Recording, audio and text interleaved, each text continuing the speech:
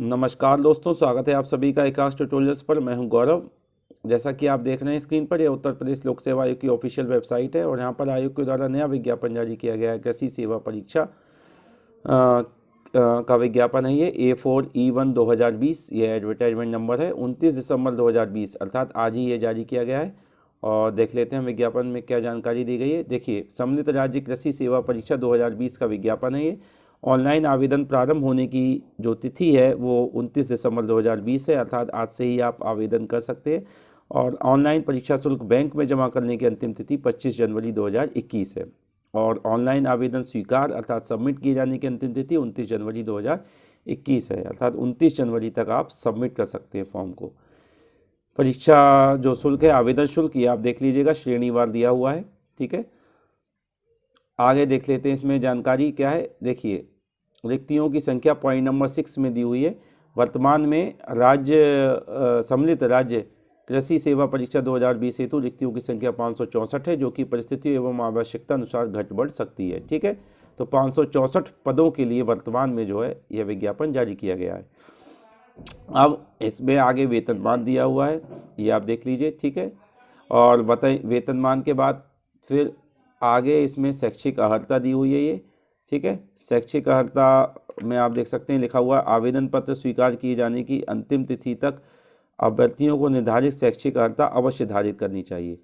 अर्थात last date जो आवेदन पत्र स्वीकार करने की है 29 जनवरी 2021, उस तिथि तक आपके पास शैक्षिक अर्हता अवश्य होनी चाहिए, जो इसमें दी हुई है।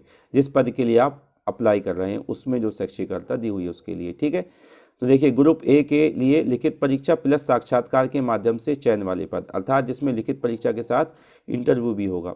तो इसमें आप देख सकते हैं जिला उद्यान अधिकारी श्रेणी 2 ग्रेड 1 के लिए किसी मान्यता प्राप्त विश्वविद्यालय संस्थान से कृषि विज्ञान या उद्यान विज्ञान में स्नातक होना चाहिए, अर्थात BSc कृषि या उद्यान की उपाधि। फिर दूसरे नंबर पर है इसमें पद प्रधानाचार्य राजकीय खाद्य विज्ञान प्रशिक्षण केंद्र खाद्य प्रसंस्करण अधिकारी श्रेणी 2।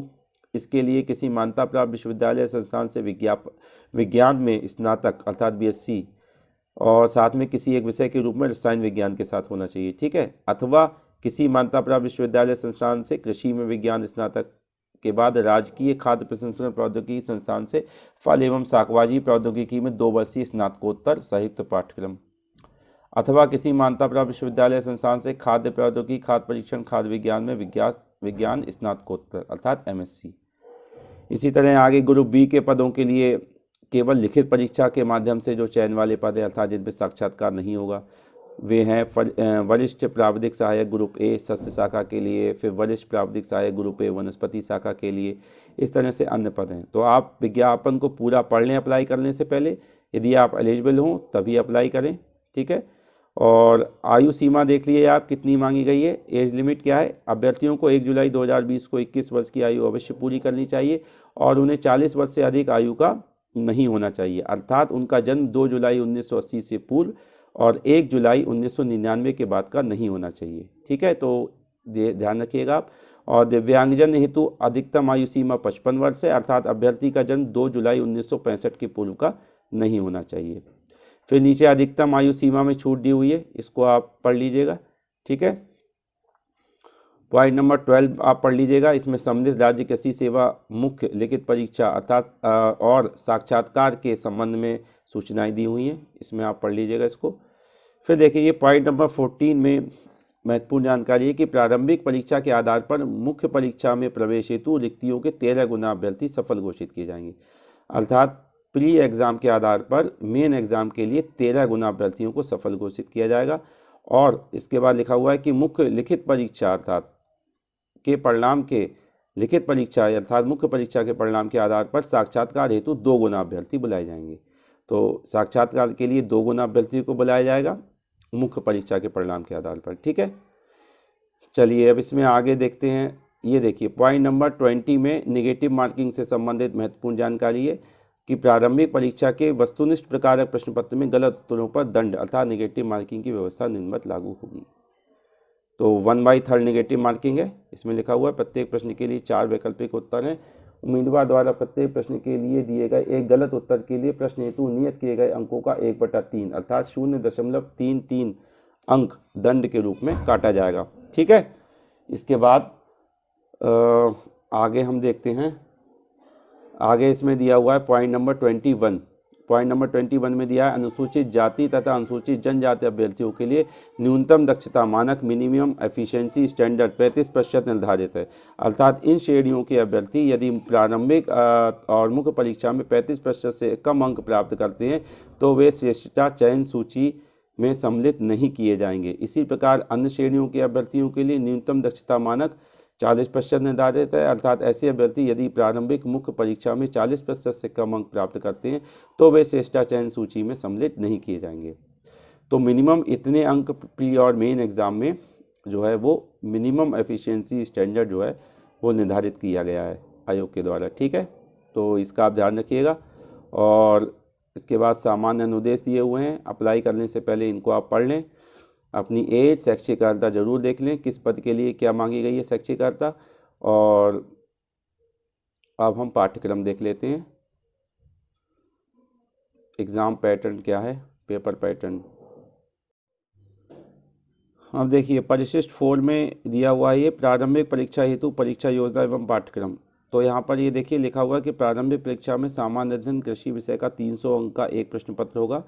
ठीक है, जो वस्तुनिष्ठ व बहुविकल्पी प्रकार का होगा। तो 300 नंबर का प्री एग्ज़ाम होगा और प्रश्नों की संख्या इसमें दिया हुआ है कि 120 प्रश्न होंगे, जिसमें 80 प्रश्न कृषि के तथा सामान्य अध्ययन के 40 प्रश्न होंगे और 2 घंटे का समय मिलेगा। ओके, फिर पाठ्यक्रम दिया हुआ सामान्य अध्ययन का, इसमें सामान्य विज्ञान हाई स्कूल स्तर तक, भारत का इतिहास, भारतीय राष्ट्रीय आंदोलन, भारतीय राष्ट्रतंत्र, अर्थव्यवस्था, संस्कृति, भारतीय कृषि, वाणिज्य एवं व्यापार, भारत एवं उत्तर प्रदेश का भूगोल, अर्थात विश्व का भूगोल यहाँ पर नहीं दिया हुआ है। ठीक है, फिर करंट अफेयर्स, राष्ट्रीय अंतर्राष्ट्रीय, प्रारंभिक गणित 8वीं के स्तर तक की अंकगणित, बीजगणित, रेखा गणित, पारिस्थितिकी एवं पर्यावरण, सामान्य बौद्धिक एवं तार्किक क्षमता, फिर उत्तर प्रदेश की शिक्षा, संस्कृति और कृषि, उद्योग, व्यापार एवं रहन सहन और सामाजिक प्रथाओं के संबंध में विशिष्ट जानकारी। तो इस तरह से ये जो है पाठ्यक्रम दिया हुआ है। ठीक है, सामान्य अध्ययन का। इसके बाद नीचे कृषि विषय का पाठ्यक्रम है। ठीक है फ्रेंड्स, तो इस सेक्शन की तैयारी आप हमारे चैनल के माध्यम से कर सकते हैं, जो 40 प्रश्न पूछे जाएंगे सामान्य अध्ययन के। ठीक है, और एकाक ट्यूटोरियल्स पर प्लेलिस्ट के माध्यम से वीडियोस उपलब्ध हैं करंट अफेयर्स के और सामान्य अध्ययन के, तो आप उनका लाभ उठा सकते हैं। ठीक है, और मेंस एग्जाम के लिए जो पेपर पैटर्न है, ये परीक्षा योजना एवं पाठ्यक्रम, ये परिशिष्ट 5 में दिया हुआ है। इसमें 2 प्रश्न पत्र हैं, पहला और दूसरा प्रश्न पत्र। दूसरा प्रश्न पत्र वैकल्पिक विषय का है, जिसमें 3 घंटे का समय होगा, 200 अंक का होगा। और पहला प्रश्न पत्र सामान्य हिंदी एवं निबंध का है, जिसमें 2 घंटे का समय होगा और ये 100 अंक का होगा। तो कुल जो अंक हैं वो मुख्य परीक्षा के लिए 300 अंक हैं। ठीक है, सामान्य हिंदी का पाठ्यक्रम दिया हुआ है ये। ठीक है, 50 अंक निर्धारित हैं उसके लिए। इसके बाद दूसरे खंड में हिंदी निबंध के लिए भी 50 अंक निर्धारित हैं और इसमें ये लिखा हुआ है कि 500 शब्दों की विस्तार सीमा है अधिकतम निबंध लिखने के लिए।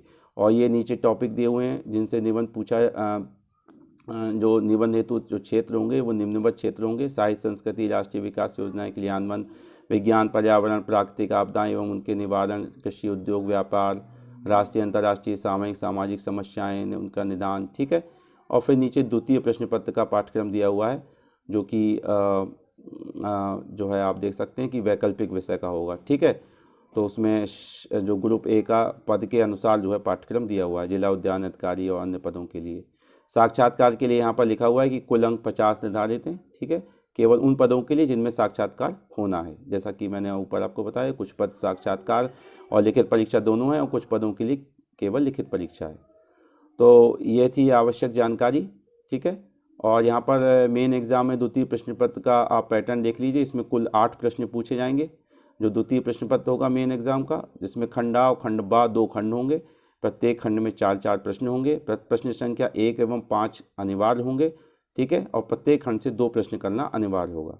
सभी प्रश्नों के अंक समान होंगे और कुल 5 प्रश्नों के उत्तर देने होंगे, ये इसमें लिखा हुआ है। ठीक है, तो फ्रेंड्स ये थी आवश्यक जानकारी। अप्लाई करने से पहले एक बार आप ध्यान से पढ़ लें एडवर्टाइजमेंट को। ठीक है, एलिजिबिलिटी यदि आपकी हो तो आप उस पद के लिए अप्लाई करें जिस पद के लिए आप एलिजिबल हों। ठीक है, और सामान्य अध्ययन के जो प्रश्न पूछे जाएंगे 40 प्रश्न प्री एग्ज़ाम में, उसकी तैयारी के लिए आप एकाक ट्यूटोरियल्स को सब्सक्राइब कर सकते हैं। तो यह थी महत्वपूर्ण जानकारी। मिलते हैं हम अगले वीडियो में, तब तक के लिए धन्यवाद।